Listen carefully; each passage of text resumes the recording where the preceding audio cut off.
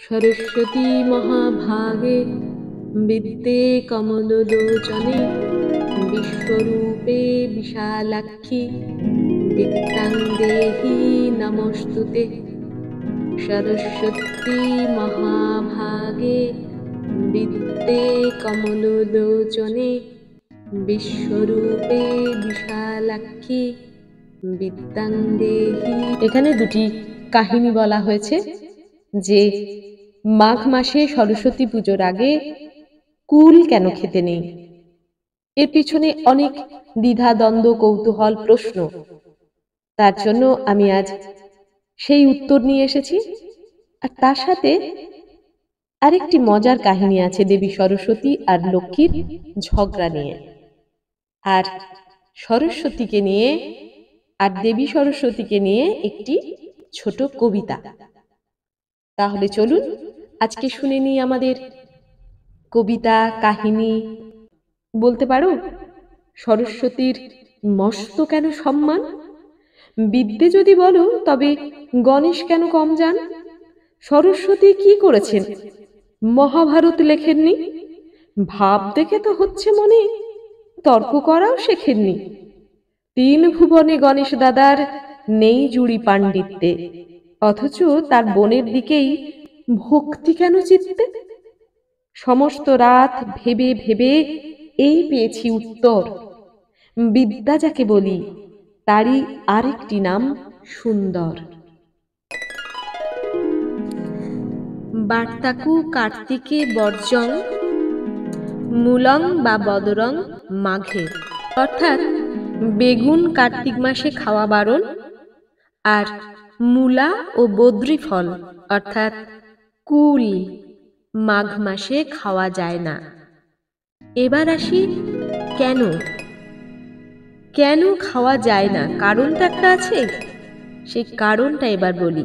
মহামুনি ব্যাসদেব ব্রহ্মসূত্র রচনার পূর্বে মা সরস্বতীর আশীর্বাদ প্রার্থনা করতে বসেছেন। মা সরস্বতী তাকে দেখা দিলেন, বললেন, আশীর্বাদ তো আমি দেব, কিন্তু তার আগে আমাকে একটি ফুল সমর্পণ করতে হবে তোকে। তিনি ব্যাসদেবকে একটি বদ্রি ফলের বা কুলের বীজ দিলেন, বললেন, এই বীজ থেকে গাছ হবে, সেই গাছে ফল ধরলে ফল পাকবে এবং খসে পড়বে, খসে পড়া ফুলটি তবে আমি আশীর্বাদ দেব। ব্যাসদেব তাই করেছিলেন, কিন্তু এই যে বীজ, চারা গাছ, বৃক্ষ, তারপর ফলবর্তী হয়ে ফলদান, একটা লম্বা সময়।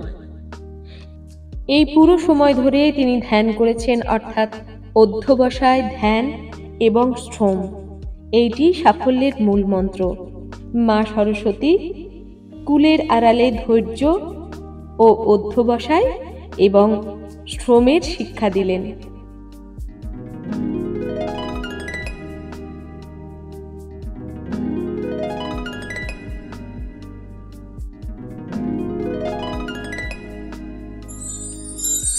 একবার ব্রহ্মলোকে মাতা সরস্বতী বীণা বাজাচ্ছিলেন।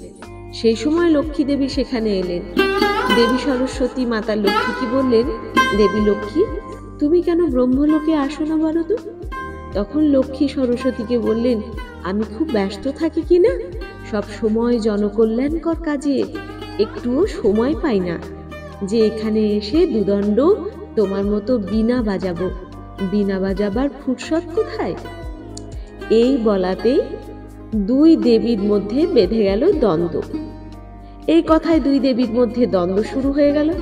তখন এই দ্বন্দ্বের মীমাংসা করবার জন্য দুই দেবী মিলে ভগবান শ্রী বিষ্ণুর পাশে এলেন। শ্রী বিষ্ণুর পাশে আগে থেকেই দেবী গঙ্গা সেখানে উপস্থিত ছিলেন। সেখানে পৌঁছে মাতা লক্ষ্মী শ্রী বিষ্ণুর পাশে উপবিষ্ট হলেন, কিন্তু সেখানে কেউ দেবী সরস্বতীকে বসতে পর্যন্ত বললেন না। এখানে দেবী সরস্বতীকে দেবী লক্ষ্মী বললেন যে, আমার অধিষ্ঠান তুমি জানো সদা সর্বদা শ্রীহরির হৃদয়ে থাকেন, আর গঙ্গাকে প্রভু তাঁর চরণে ঠাঁই দিয়েছেন, কিন্তু তোমার এখানে কোনো জায়গা তো নেই, তাহলে তুমি এখানে কি করবে? সরস্বতী এই অপমান সহ্য করতে না পেরে মা লক্ষ্মীকে অভিশাপ দিলেন যে তোমার দেবী মাহাত্ম্যের এত অহংকার, সেই অহংকার আমি দূর করে দেব। তুমি আমার অভিশাপে ধরিত্রী পরে তুলসী রূপে জন্মগ্রহণ করবে। তখন তোমার সাথে শ্রীহরির কোনো সম্বন্ধ থাকবে না। কিন্তু বিষ্ণু মাতা সরস্বতীকে বুঝিয়ে বললেন যে এই লীলার পিছনে অনেক কল্যাণকর কাহিনী লুকিয়ে আছে। ওম ওম জয় জয় শ্রী হরি ওম ওম শ্রীং শ্রীং সরস্বতী ওই নমো ওম ওম শ্রী লক্ষ্মী দেবায় নমায় নমায় নমায়। সরস্বতী মহাভাগে বিদ্যে কমলোচনে জনে জনে